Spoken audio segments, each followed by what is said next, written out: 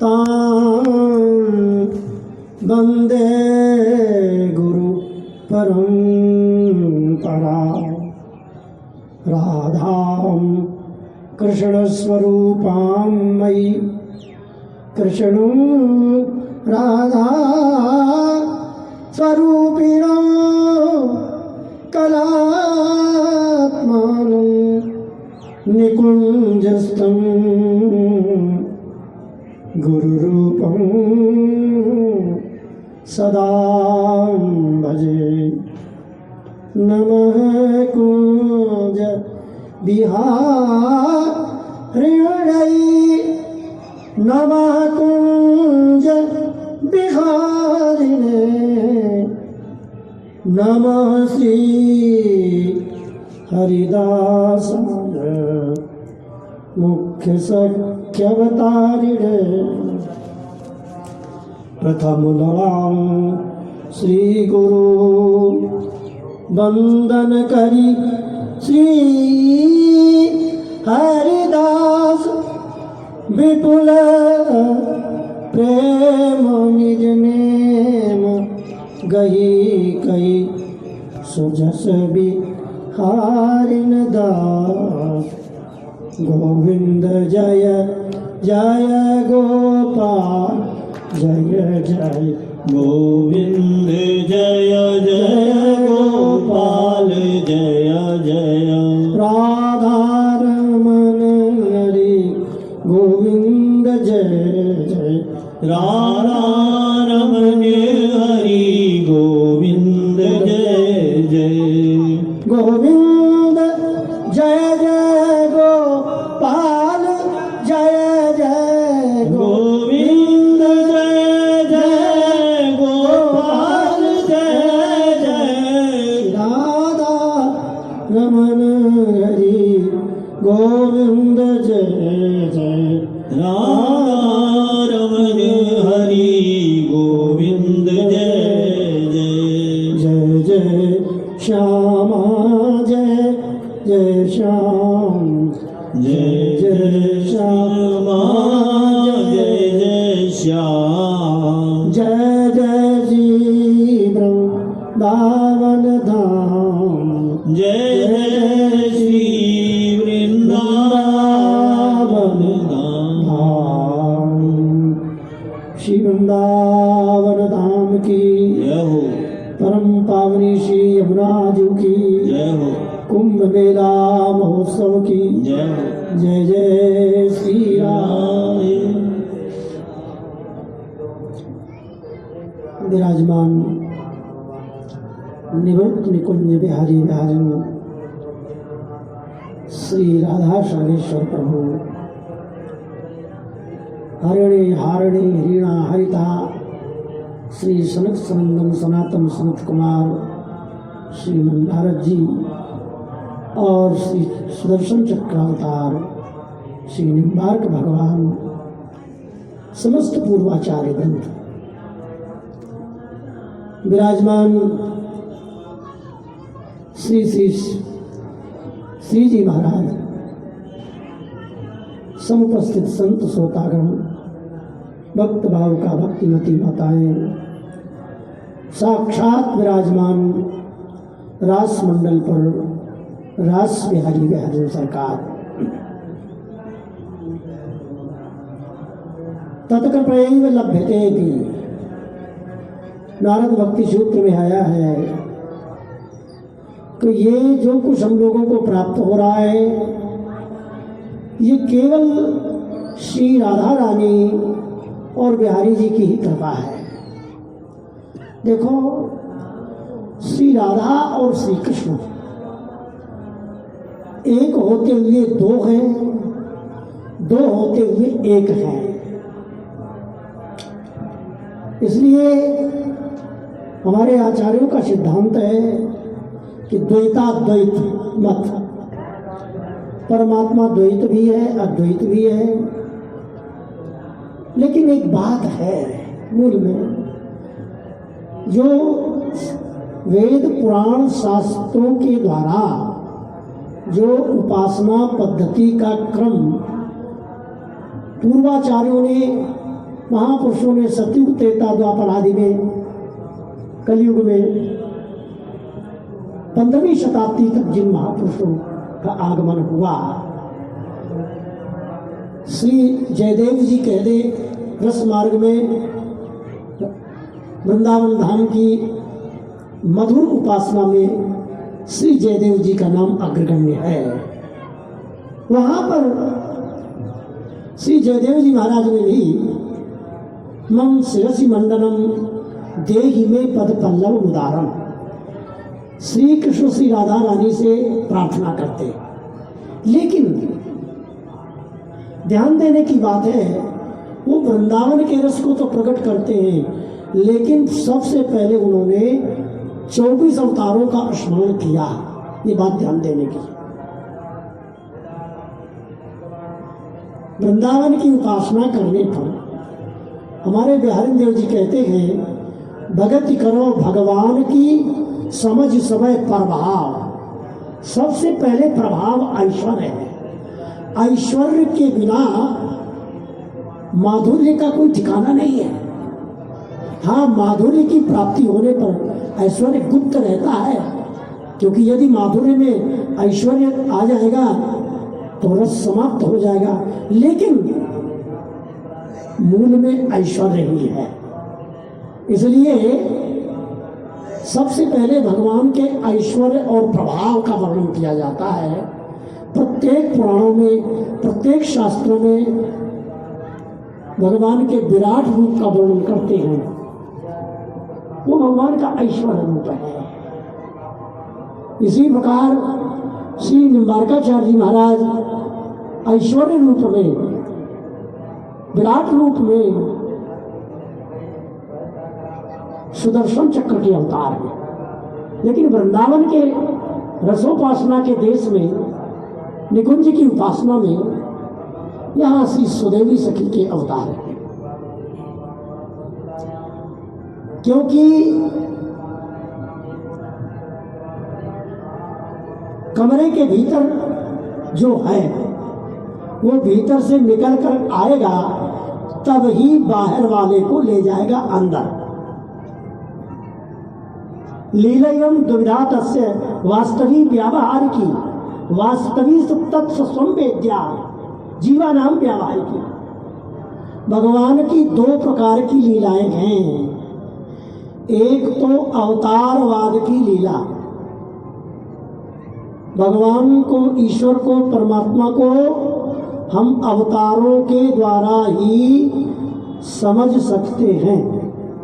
यदि भगवान के 24 अवतार नहीं होते तो कौन जानता कि वो भगवान वैकुंठ में रहते हैं, कौन जानता वो साकेत में रहते हैं। कैसे मालूम पड़ता कि गौलोक धाम, ब्रह्मोत्तर पुराण में गौलोक धाम भी है।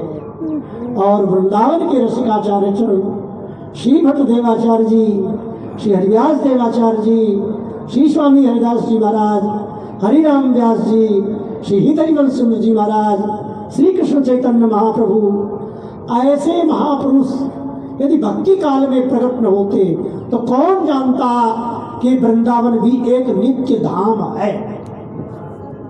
जो वृंदावन अन्य धामों से श्रेष्ठ है। देखो, श्रेष्ठ का मतलब ये नहीं होता किसी की निंदा की जाए, ऐसा नहीं है। लेकिन अपनी वस्तु को निरूपण करने के लिए उसको श्रेष्ठ बताते हैं, क्योंकि अपने इष्ट के प्रति जब पूर्ण रूप से निष्ठा, श्रद्धा, विश्वास प्रकट होगा तभी हमें वो वस्तु फलीभूत होती है। मूल में श्रद्धा विश्वास, बिना श्रद्धा विश्वास के कुछ नहीं है। श्रद्धा विश्वास को प्रकट करने के लिए महापुरुषों ने ऐश्वर्य और माधुर्य के प्रभाव का वर्णन किया है। तो खैर, ये तो मैं जो बात कह रहा था, अभी महाराज जी ने एक बात कही कि हम वृंदावन में तो कन्हैया को कोई पूछे ही ना, यहाँ तो राधा रानी की चले फिले सीधी बात भाषा। हमारे बिहारी देव जी कह रहे, सब ठाकुर को ठाकुर हारी, ता ठाकुर को ठाकुर ठकुराई। सारे ठाकुरों का ठाकुर हरि है। हरि तात्पर्य नारायण, हरि तात्पर्य विष्णु, हरि तात्पर्य राम, हरि तात्पर्य कृष्ण, वो हरि नाम में ही समाहित है। अब वेद पुराण शास्त्रों में इष्ट तत्व हरि है। हम लोग वृंदावन में बैठे हैं और यहाँ वृंदावन में की चर्चा हो रही है, तो यहाँ 15वीं शताब्दी से पूर्व जो आचार्य चरण महापुरुष वेद शास्त्र पुराण आदि की बात चर्चा करते हैं, उसमें आगे इष्ट तत्व के रूप में हरि को रखा है। अब उसमें चाहे वो श्री कृष्ण मानो, चाहे श्री राम जी मानो, चाहे नारायण मानो, हरि तत्व। लेकिन जब स्कंद पुराण में वर्णन आया है, जो मैं भी वर्णन कर रहा था कि लीले एवं दुविधात से वास्तविक व्यवहार की, एक वास्तविक लीला है, एक व्यवहार की लीला है। व्यवहार की लीला अवतार की लीला है और वास्तविक लीला वृंदावन की निवृत्त निकुंज की लीला है। तो बिना अवतार की लीला समझे, 24 अवतारों की लीला समझेंगे, तब राम जी की लीला कुछ समझ में आएगी। और जब राम जी की लीला कुछ समझेंगे तब कृष्ण का नंबर आएगा। और जब श्री कृष्ण की अत्यंत कृपा होगी तो किशोरी जी के चरणों की तरफ मन जाएगा।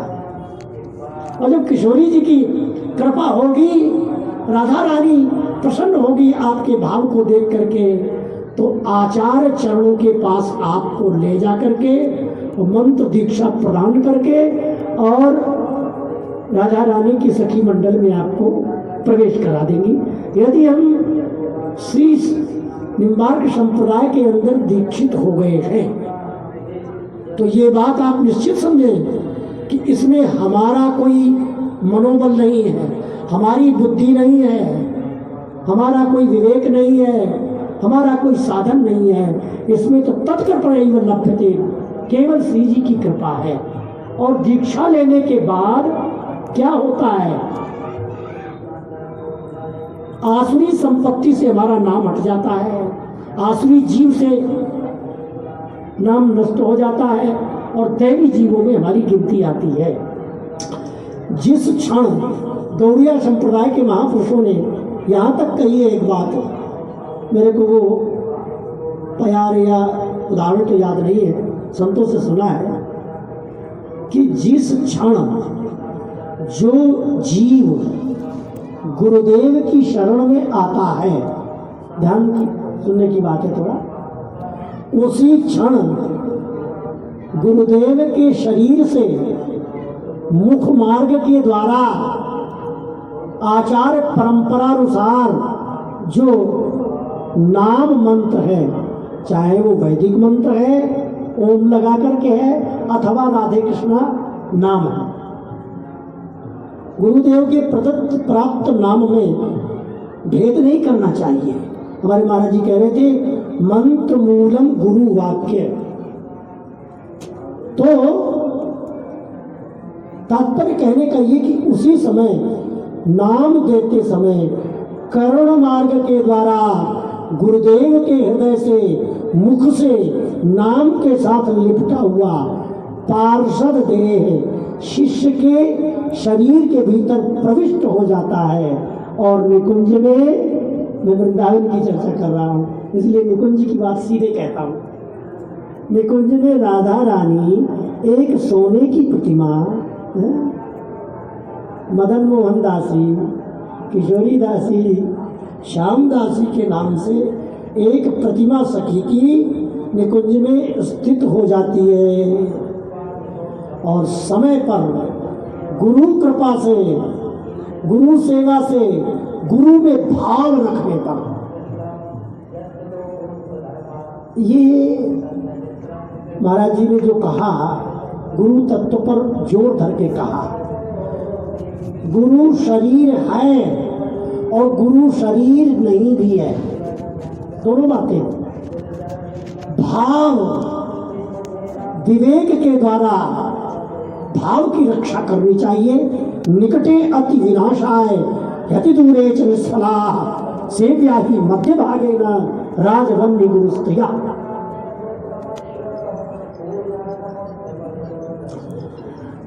राजा, गुरु, अग्नि और स्त्री, इनका विवेक से सेवन करना पड़ता है। अन्यथा अग्नि का सेवन करने पे यदि हम अविवेक का आश्रय लेंगे और भगोना रखा है, दाल बन रही है और सीधे सीधे भगोना को उठाएंगे तो हाथ चल जाएगा। इसलिए विवेक रूपी साफी का, कपड़े का आश्रय लेकर के भगोना को उठाएंगे तो रसोई भी सुरक्षित रहेगी, हम भी सुरक्षित रहेंगे। इसी प्रकार से गुरुदेव का सेवन करने पर विवेक का आश्रय परमावश्यक है। गुरुदेव साक्षात राधा रानी की सखी हैं, ये मूल भाव। इससे थोड़ा मोटा मोटा क्या है, बोले साक्षात निम्बार्क भगवान ही हैं।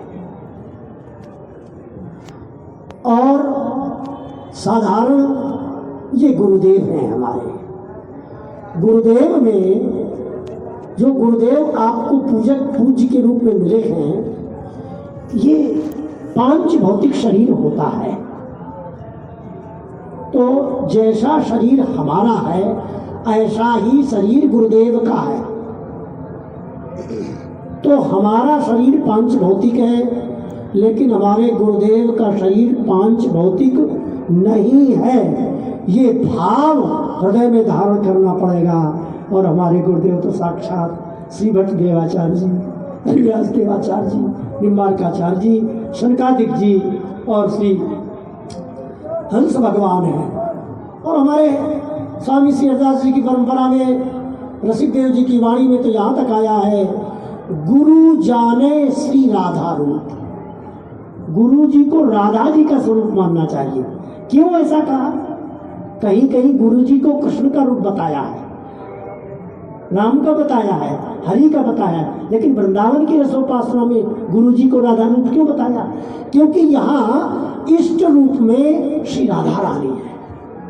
इसका मतलब ये नहीं है कि कृष्ण का कोई अपमान किया जा रहा है, लेकिन एक विशेष बात है कि सखा भाव और दास्य भाव की प्राप्ति के लिए कृष्ण में, राम में, नारायण में अनन्य भाव रखना पड़ता है। तो राम कृष्ण नारायण की जेब में दास्य भाव और सखा भाव पड़ा है, वो दे देते।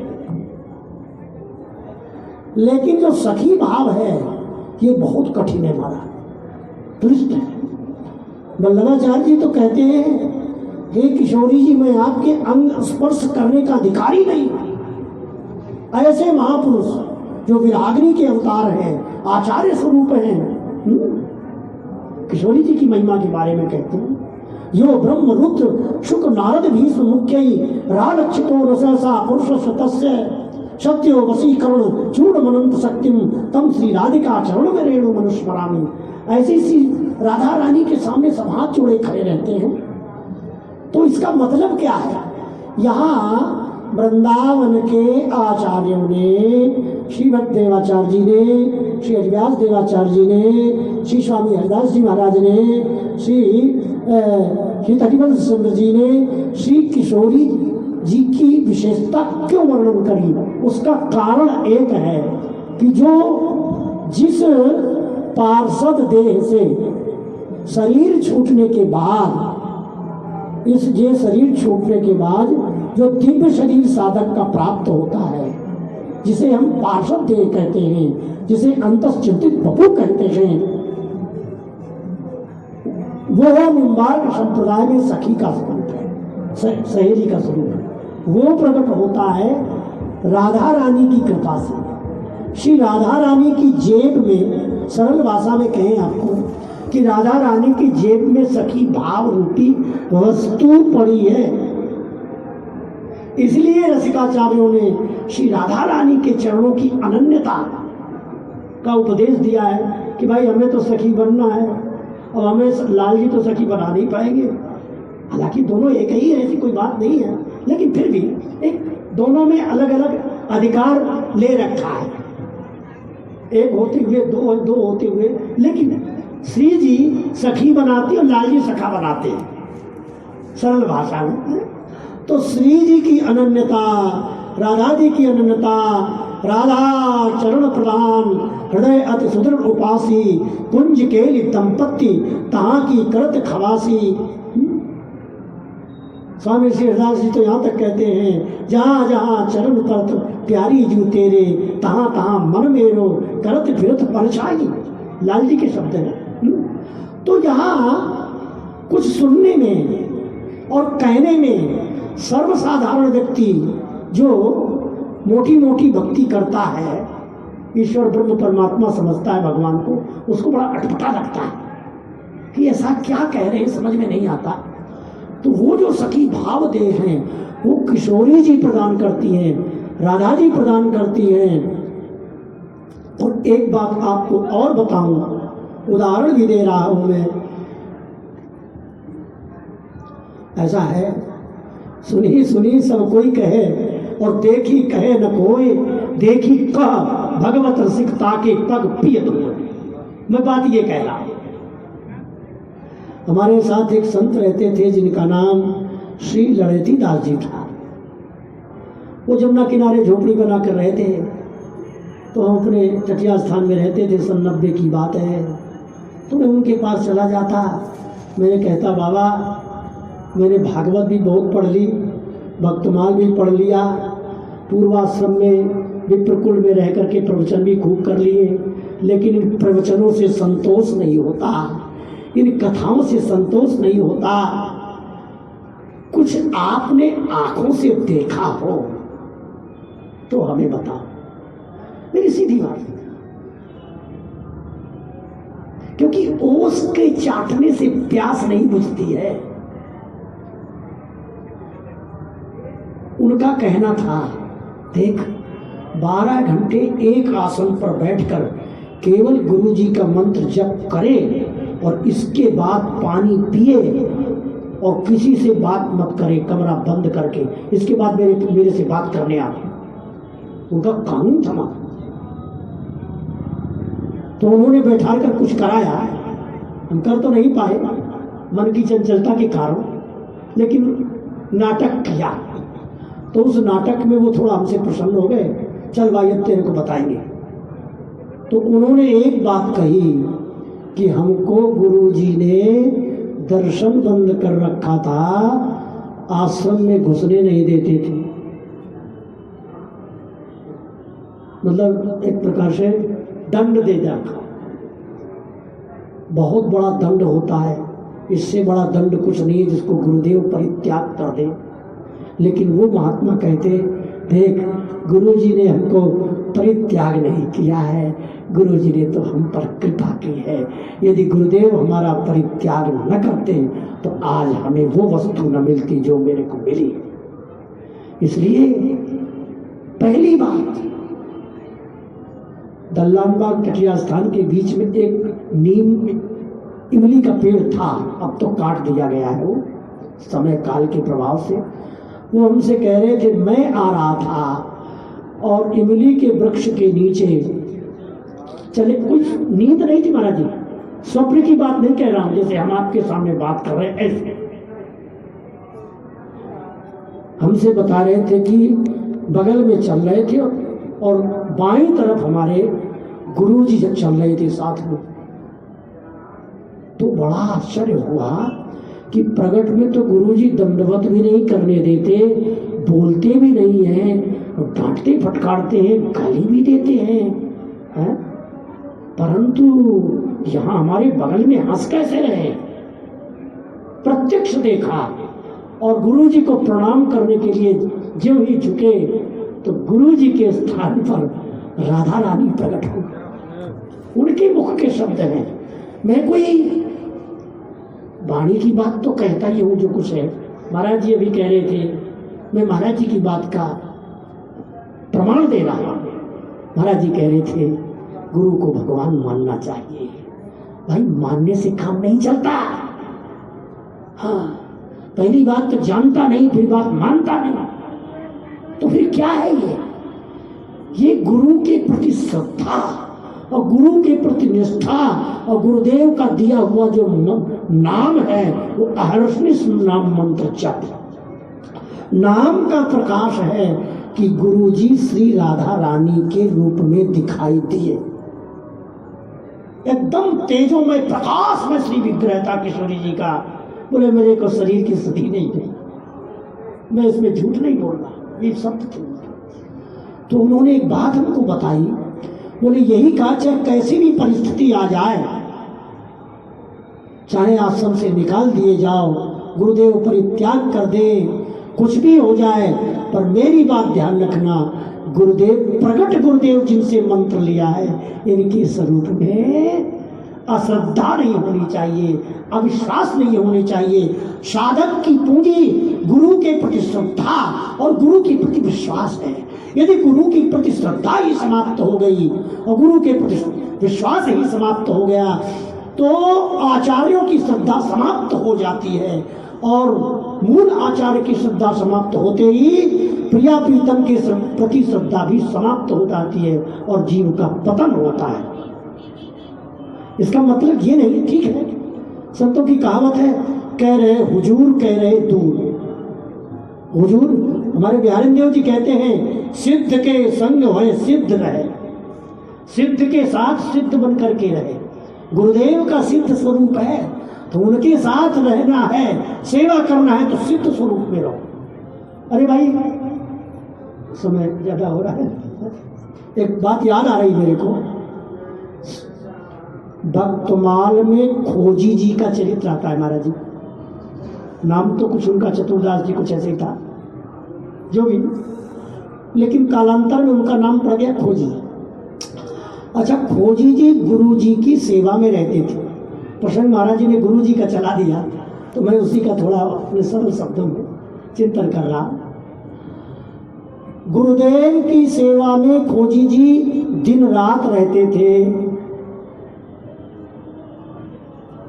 एक पता नहीं कितने साल रहे, ये तो खोजी जी जाने। हम लोग तो कथा में कह देते हैं, हम लोग तो कथा में बड़ा रस लेकर के हारमोनियम तबला में गाते हैं, उनको दर्शन हुए, उनको दर्शन हुए, ऐसे दर्शन हुए, वैसे दर्शन हुए।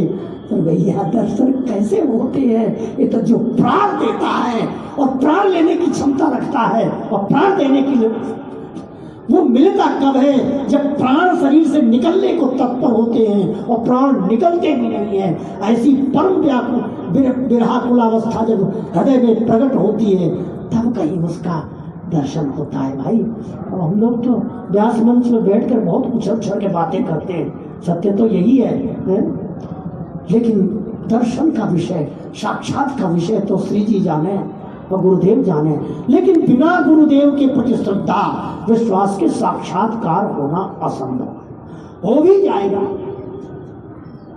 तो ठाकुर जी की कृपा और पार्षद देह की प्राप्ति होना बड़ा कठिन है। श्री खोजी जी के गुरुजी बोले, लघुशंका करने जा रहे थे। लघुशंका आजकल हमारा भारत का ऐसी सभ्यता पर चोट लग रही है, मैं समझ रहा हूँ उसमें बहुत से लोग तो लघुशंका शब्द का अर्थ ही नहीं जानते हो। अब तो बाथरूम कहते हैं, और इसके पहले उर्दू भाषा पेशाब कहते हैं, लेकिन हमारी संतों की भाषा लघुशंका कहते हैं उसे। गुरुदेव लघुशंका करने गए तो एक पीपल बरगद के वृक्ष के नीचे, पीपल और बरगद के जो फल होते हैं ना, वो नीचे गिर करके सड़ गया था फल और फट गया था। तो लघुशंका जोर से किया तो जल की धारा उस फल पर पड़ी और तो विगलित वैसे ही था, एक एक दाने उसके बिखर गए। जब उसके दाने बिखर गए तो गुरुदेव बड़ी जोर से हंसे। श्री खोजी जी के गुरुजी, और जब गुरुजी हंसे तो चेला जी शिष्य ने पूछ लिया, गुरुजी आप क्यों हंसे? अच्छा, गुरुदेव ऐसे करते हैं, नीचे से ऊपर कर देखा जवाब नहीं दिया, लेकिन जब ज़्यादा नज़दीक में रहते हैं ना तो थोड़ा ऐश्वर्य में कमी हो जाती है, माधुर्य ज़्यादा होने पर ऐश्वर्य गुप्त हो जाता है। फिर पूछ बैठा शिष्य, गुरुजी आप क्यों हंसे? और गुरुजी हंसते हंसते, जैसे कोई नाट्य मंच पर मुंशीलाल जी हंसते हंसते एकदम रो जाते हैं और फिर हंस जाते हैं, ऐसे गुरुदेव ने नाट्य मंच किया और हंसते हंसते एकदम क्रोधित हो गए। कैसा मेरा शिष्य है जो मेरे हृदय की बात नहीं जानता है, हम क्यों हंसे? तू मेरी सेवा का अधिकारी ने, निकल यहां से। और याद रखना, हम क्यों हंसे इस बात की जानकारी नहीं लाएगा तब तक मेरे को मुंह मत दिखाना। अब आजकल के लोगों को इस प्रकार की कथा सुना दी जाए तो पता नहीं क्या क्या कहेंगे, लेकिन ये भाव का देश है। खोजी जी तो खोजी थे, उन्हें खोजना था और एकांत कहीं किसी नदी के किनारे पड़ गए। गुरु मंत्र का जाप करते हुए श्री गुरु पद नख मणिगण ज्योति सुमिरत दिव्य ही होती। गुरुदेव के चरणारविंद के नखाग्र भाग की ज्योत्सना का ध्यान करते करते तन्मय अवस्था हुई। 3 दिन व्यतीत हुए और आज अचानक में एक महापुरुष का दर्शन हुआ और वो बोले, अरे बेटा क्यों रो रहे हो? बोले गुरुदेव ने कहा हम क्यों हंसे और तू नहीं जानता हम क्यों हंसे थे, जा आज के बाद मुंह मत दिखाना। महाराज गुरु ने त्याग दिया तो अब हमारा संसार में जीवित रहना व्यर्थ है, मैं क्या करूं? समझ में नहीं आता। श्री कबीरदास जी ने कहा, बेटा मेरा नाम कबीरदास है और तुम्हारे गुरुदेव क्यों हंसे इसका कारण ये था, गुरुदेव सोच रहे थे। देखिए महापुरुषों की दृष्टि कहाँ होती है। गुरुदेव सोच रहे थे कि ये जो फल आज जमीन में पड़ा है, एक दिन ये फल विशाल वृक्ष की ऊर्ध्वावस्था को प्राप्त आकाश को छू रहा था वो फल, और उस फल को सारा रस वृक्ष के द्वारा मिल रहा था, वृक्ष के द्वारा परिपोषित पुष्पित फलित और आनंद मग्न था वो फल। लेकिन इस बेचारे फल की दुर्दशा तो देखो, वृक्ष का त्याग करने मात्र से और ये आज पृथ्वी रूपी कुसंगी के कुसंग का संग प्राप्त करने के कारण दुसंगा स्वर्थैव त्याज्याः बर्भरवास नरक कर्तादा दुष्ट संग जनिधे विधाता। भूमि परत भा डाभर पानी जीव जीव ही माया लपटानी। अब वृक्ष क्या है? परमात्मा रूपी वृक्ष है और परमात्मा के पास हम सखा रूप में पार्षद रूप में जब तक थे तब तक कितने मस्त थे, कैसे मजे में थे, आनंद में थे, माया स्पर्श नहीं कर पाती थी।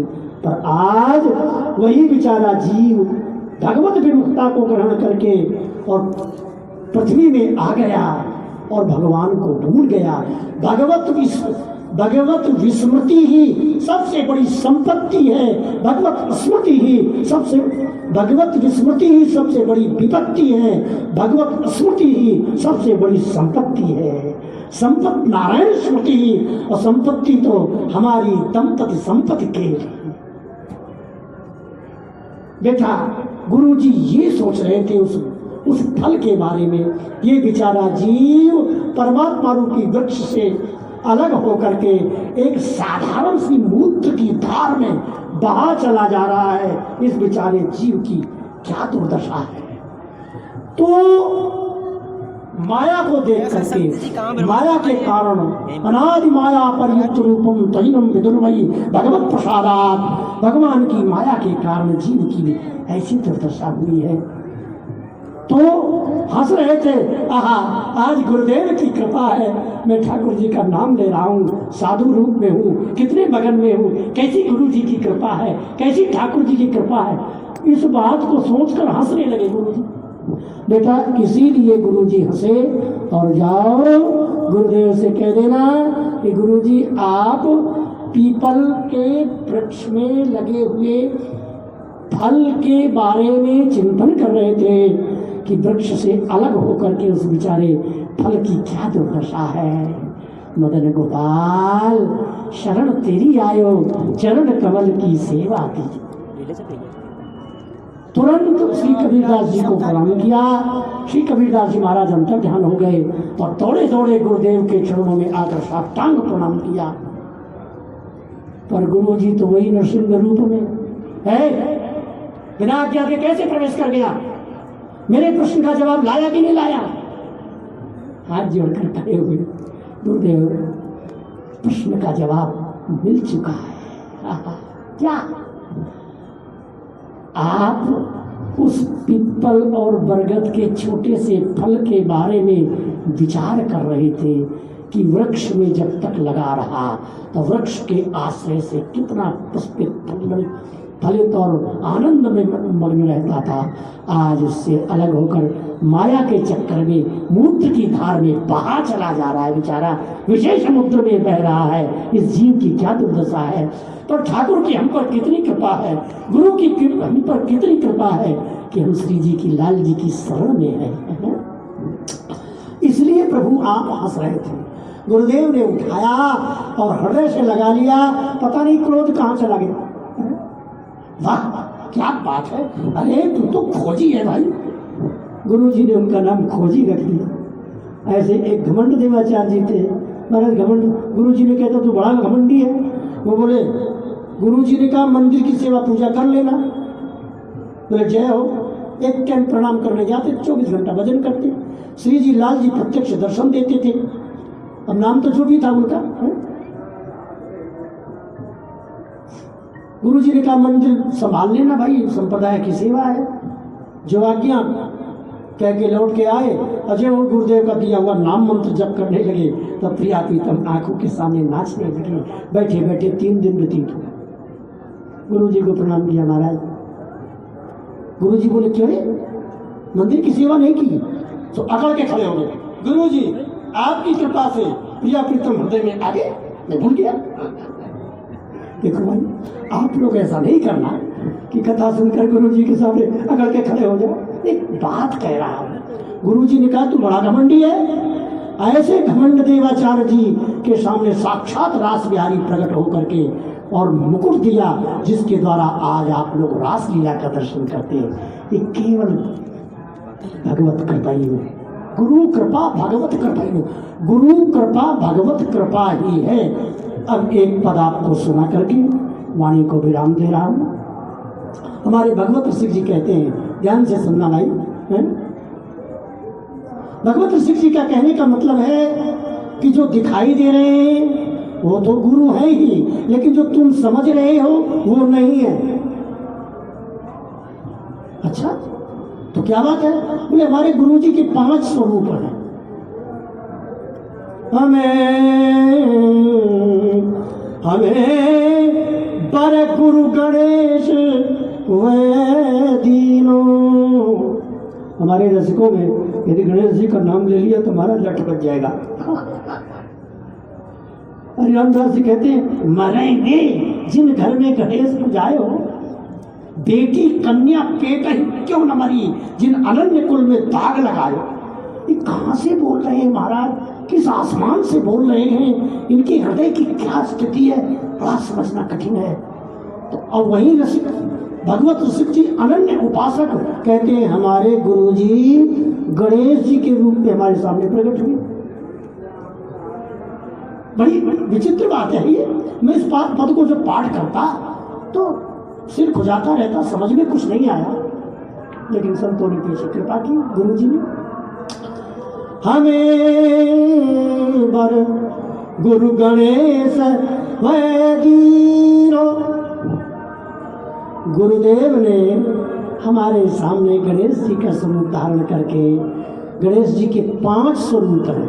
अरे तो आप लोग जानते हो पंडित जी, मैं तो कुछ ऐसा नहीं जानता कौन कौन से स्वरूप है। पंचमुखी श्री गणेश जी, पंचमुखी महादेव, पंचमुखी हनुमान जी, ये ऐश्वर्य माधुर्य की बातें हैं, मैं तो उनकी बात कह रहा हूँ। अपने 5 रूप दर्शाए, सुख उपजाय नवीनो, अपने 5 स्वरूपों का दर्शन कराया। कौन कौन से?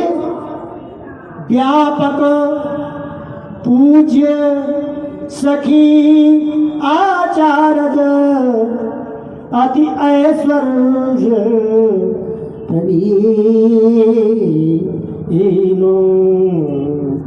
हमें बर गुरु गणेश वे दीनो। व्यापक, जो सर्वत्र व्यापक गुरुदेव हैं, सर्वत्र मेरे गुरुदेव व्यापक हैं। जहाँ गुरुदेव का मंत्र आप जाओगे, जब करोगे, जयपुर में बैठे बैठे श्री जी महाराज आपको वही दर्शन देंगे। ये गुरुदेव का व्यापक स्वरूप है। पूज्य, पूज्य क्या है कि आप लोग माला लेकर आते हैं और प्रकट में गुरु जी को माला धारण कराते हैं, भेंट दक्षिणा देते हैं और निवेदन करते हैं जो भी, तो ये पूज्य स्वरूप है। व्यापक, पूज्य, सखी, और तीसरा जो सहचरी स्वरूप है, ये कारण दिव्य शरीर है, ये निकुंज में रहता है। और आचार्य रूप में, निम्बार्काचार्य जी के रूप में, श्री वृद्धिवाचार्य जी के रूप में ही यही गुरुदेव हैं। अति ऐश्वर्य, जो भी ऐश्वर्य दिखाई दे रहा है, ये सब गुरुदेव का ही है। जय हो स्वामी। व्यापक, पूज्य, सखी, आचार्य, अति ऐश्वर्य प्रवीणो, आनंद घन को पद दर्शायो। इन गुरुदेव ने क्या किया? आनंद का जो घनीभूत रूप है। अच्छा, एक तो जमुना जी का जल बह रहा है, ऐसी जमुना जी के जल को लेकर जरा फ्रीज में रख दो। एक जमुना जी ये बह रही है, और यदि गुरु जी का मंत्र जाप करते हुए और जमुना जी का अपनी कुटिया में ध्यान करोगे, तो श्री जमुना जी जमुना सखी के रूप में आपको हृदय में दर्शन देंगी और प्रकट भी दर्शन देंगी। जमुना जी का आधिदैविक स्वरूप, जमुना जी का आध्यात्मिक स्वरूप, जमुना जी का आदि भौतिक स्वरूप। भौतिक तो जैसा है, लेकिन भौतिक से ही आध्यात्मिक बनता है, आध्यात्मिक से ही आधिदैविक बनता है। यदि भौतिक को छोड़ देंगे तो आध्यात्मिक दैविक पकड़ में नहीं आएगा। ये बात है। पकड़ने के लिए तो पहले प्रत्यक्ष चाहिए। अरे भाई, पहले रोटी साग से पेट भरेगा और ताकत आएगी, तभी तो मंत्र जाप करेंगे। और कह दो मानसी में भोग लगा दो, तो फिर कैसे बात बनेगी? और मानसी से पा लेगा। कहते हैं मानसी में तिलक लगा लेती हैं, मानसी में कंठी पहन लेते हैं, इज्जत का सवाल है। तो गुरु काय को बनाया? तो मानसी में कंठी पहन लेते हो, मानसी में तिलक लगाते हो और मानसी में भोग लगाते हो, तो मानसी में पा लिया करो। और फिर देखो क्या हालत होती 3 दिन में तुम्हारी है? तो आनंद धन, एक गुरुदेव ने हमें आनंद का घनीभूत जो स्वरूप है, जिसको वल्लभाचार्य जी ने बताया है, आनंद का साक्षात स्वरूप श्री रास बिहारी है। सुख उपजाए नवीनो, एक नया सुख प्रदान किया जो सबसे अलग है, निकुंज वाला सुख। श्री भगवत रसिक लड़ती लालन, ललित भुजन भरी लीनो। श्री हरिदास ज्ञानदेव जी, किधो हरि आप बिहारी, इच्छा अनेक पद में कहते हैं, बिहारिन दासी के भेद नहीं, श्री हरिदास किधो हरि आप बिहारी। कहते हैं बिहारिन देव जी देखते हैं कि स्वामी श्री हरिदास जी का आधा अंग बांके बिहारी का है और आधा अंग श्री हरिदास जी का है। अरे बाप रे, ये क्या हुआ? अभी तो गुरु जी थे, ये बिहारी जी बन गए, फिर बिहारी जी से गुरु जी बन गए। दिमाग चकरा गया। फिर मुस्कुराकर स्वामी जी बोले, अरे हम ही वो हैं, वो ही हम हैं। तब संदेह नष्ट हुआ। कहते हैं जो अनन्य भाव से, पद तो स्मरण नहीं आ रहा, उसका भाव है, जो अनन्य भाव से जुगल सरकार का चिंतन करता है और उसे गुरु और गोविंद में भेद नहीं दिखाई देता, मैं उसके चरणों में बलिहारी जाऊं, बलिहारी जाऊं। बोलो वृंदावन बिहारी लाल की।